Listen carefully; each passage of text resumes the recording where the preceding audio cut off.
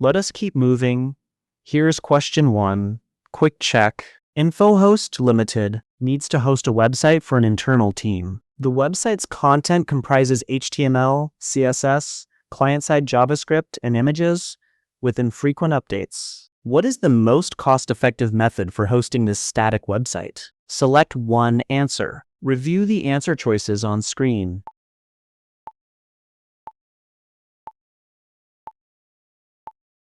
The correct answer is option B.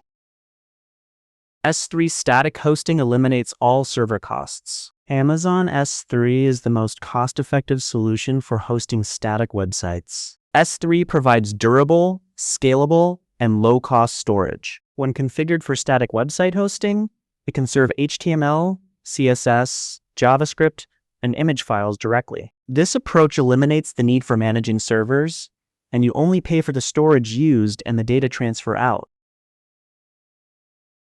Welcome back. 10 more questions for you today, themed around Transit Gateway and Direct Connect, Aurora Zero Downtime Migration, and Lake Formation Column Level Access. 6 seconds per question on the timer. Pause when you need to. Let's see how the patterns land this round. Count every one you get right. Your score matters at the end.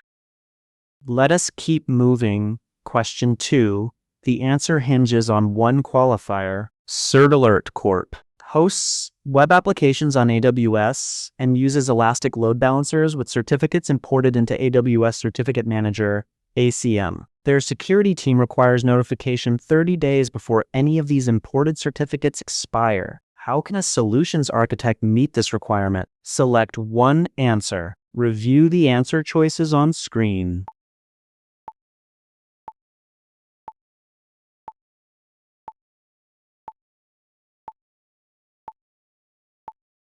The correct answer is option D.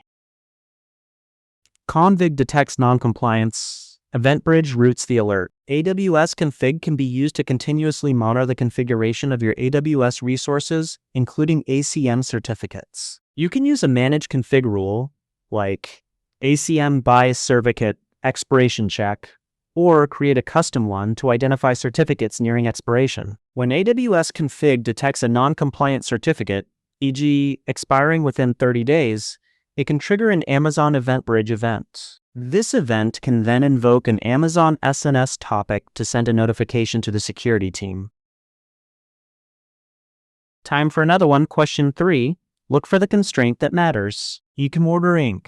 has an automobile sales website storing listings in Amazon RDS. When a car is sold, the listing must be removed and the sale data sent to multiple target systems. What design should a solutions architect recommend for this post-sale process? Select one answer. Review the answer choices on screen.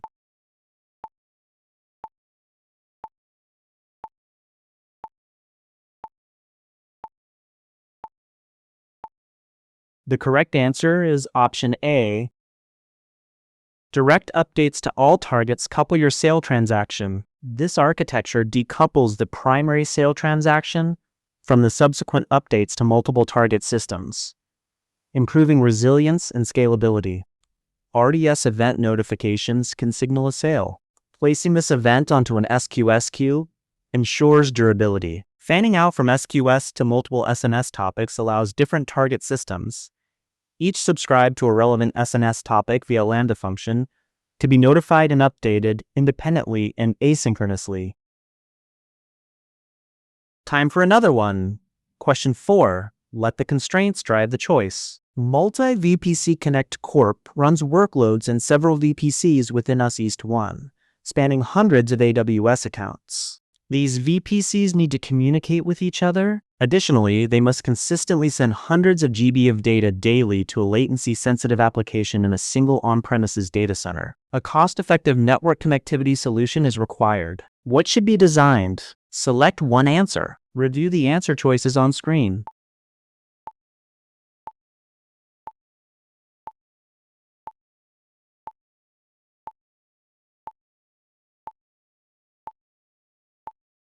The correct answer is option D. Transit Gateway replaces the exponential peering mesh. AWS Transit Gateway acts as a network hub simplifying connectivity between multiple VPCs, even across different accounts via resource access manager sharing and on-premises networks. Attaching each VPC to the transit gateway allows inter-VPC communication without complex peering meshes. An AWS Direct Connect connection provides dedicated low-latency, high-bandwidth connectivity to the on-premises data center. Connecting the Direct Connect to the transit gateway via a Direct Connect gateway centralizes this on-premises link, making it accessible to all attached VPCs efficiently and cost-effectively for large data transfers. Ready? Question 5. Watch the almost right choices. SecureGo API is architecting a new microservice where client applications must interact via an HTTPS endpoint. A critical security requirement is that the microservice must use AWS Identity and Access Management (IAM) for authenticating incoming calls. The core logic for this microservice will be implemented as a single AWS Lambda function written in the Go 1.0 runtime. What is the most operationally efficient method to deploy this Lambda function as a secure IAM authenticated API? Select one answer. Review the answer choices on screen.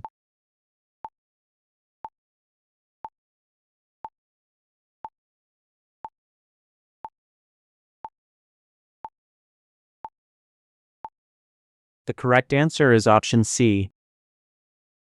Lambda function URLs support IAM too. Here's the difference. Amazon API Gateway is a fully managed service specifically designed for creating, publishing, maintaining, monitoring, and securing APIs at any scale. It integrates seamlessly with AWS Lambda as a backend compute service. For a REST API, you can configure specific methods to invoke your Lambda functions. Crucially, API Gateway offers built-in support for IAM authorization, allowing you to control who can call your API based on IAM credentials.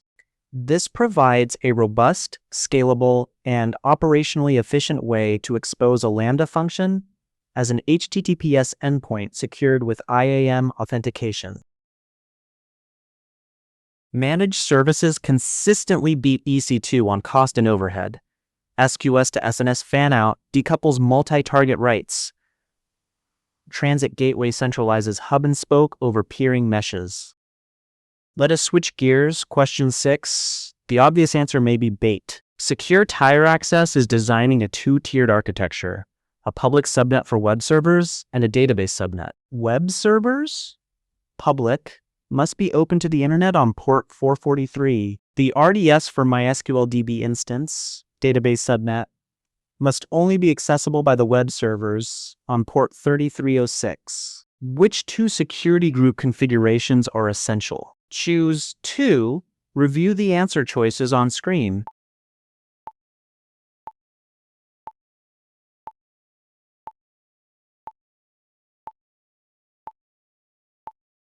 The correct answers are option C and option D. The DB rules source is a security group ID, not CIDR. C, the web servers and the public subnet need to be accessible from the internet for HTTPS traffic, so their security group must allow inbound traffic on TCP port 443 from 0.0.0.0/0. D, the RDS DB instance in the database, private, subnet, should only accept connections from the web servers. The most secure and dynamic way to achieve this is to configure the DB instance's security group to allow inbound traffic on TCP port 33.6, MySQL's default port, only from the security group ID that is assigned to the web server EC2 instances. Keep your focus here. Question 7. One answer is too broad. DB Migration Postgres Inc. runs a critical production database on an Amazon RDS for PostgreSQL DB instance. The company aims to migrate this database to Amazon Aurora PostgreSQL with the absolute minimum downtime and ensure no data loss during the transition. Which migration strategy offers the least operational overhead while meeting these critical requirements? Select one answer. Review the answer choices on screen.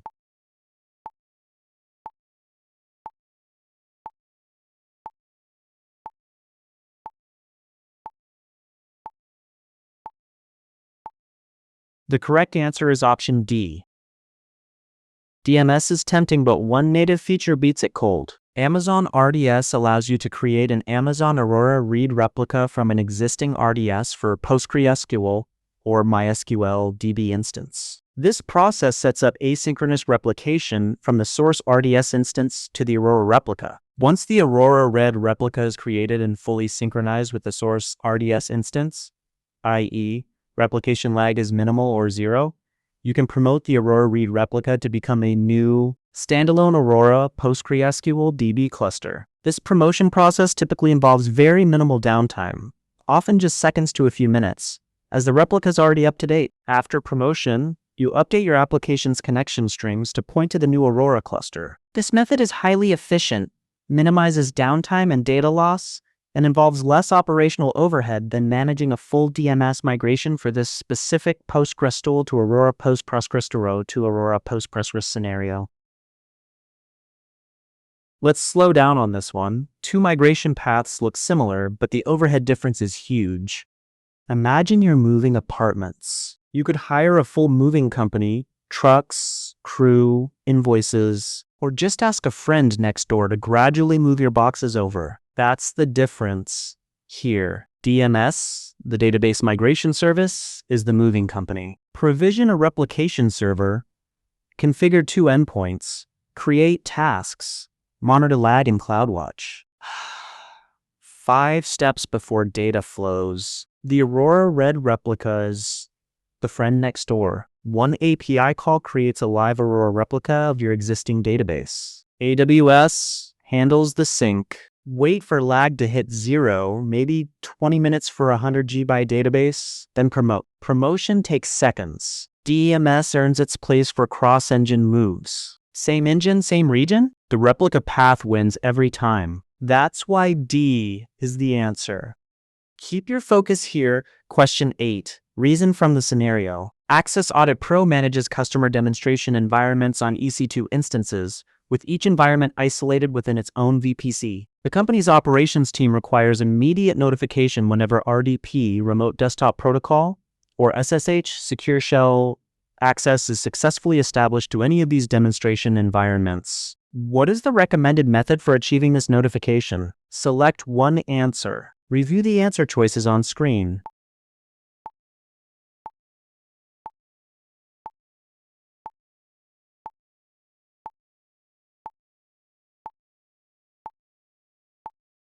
The correct answer is option A.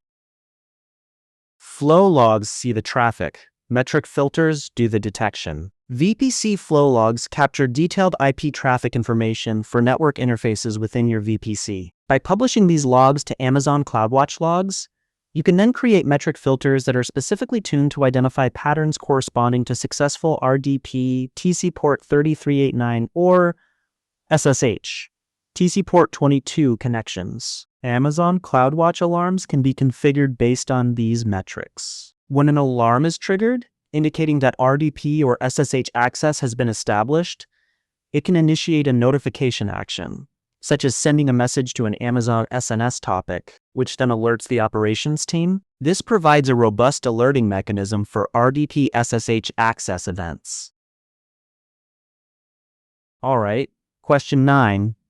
One detail changes the answer. Lake Formation Query Co. uses AWS Lake Formation to govern its S3 data lake.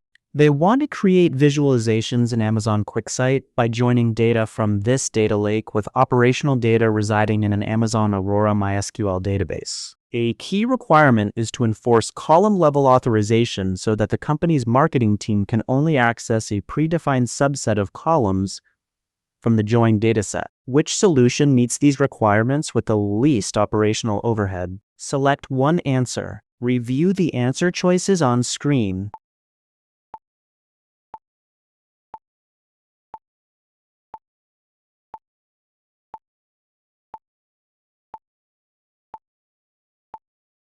The correct answer is option C. Lake Formation grants flow through Athena into QuickSight automatically. AWS Lake Formation provides a centralized way to define and enforce fine-grained access controls, including column-level permissions, for data registered in its catalog. This catalog can include tables pointing to data in Amazon S3 and can also federate access to data in sources like Amazon Aurora via AWS Glue connections. By granting the marketing team's IAM roles or user-specific column-level permissions within Lake Formation for the relevant tables, these restrictions will be automatically enforced when they query the data using integrated services like Amazon Athena, which Amazon QuickSight can use as a data source. This approach centralizes access control within Lake Formation, minimizing operational overhead compared to managing permissions in multiple places. Let's dig into this one. It's really asking where your column-level security should actually live.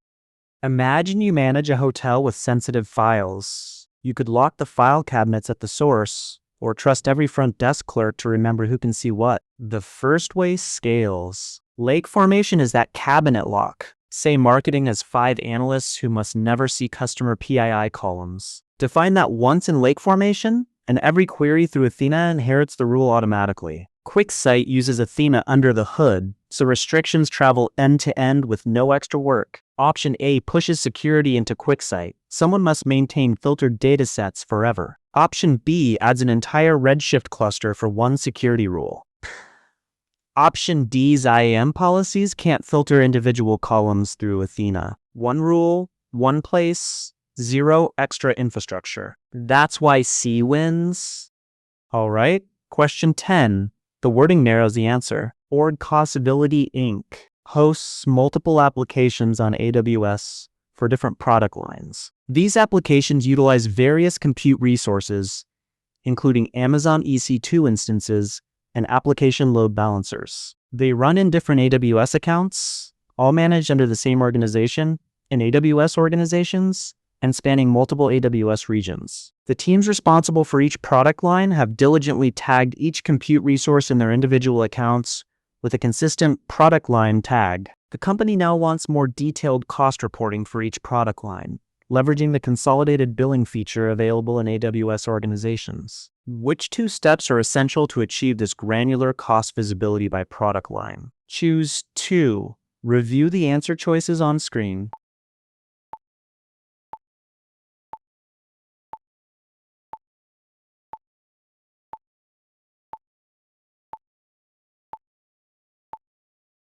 The correct answers are option B and option E. 2 steps. Select the tag key, then activate it. B.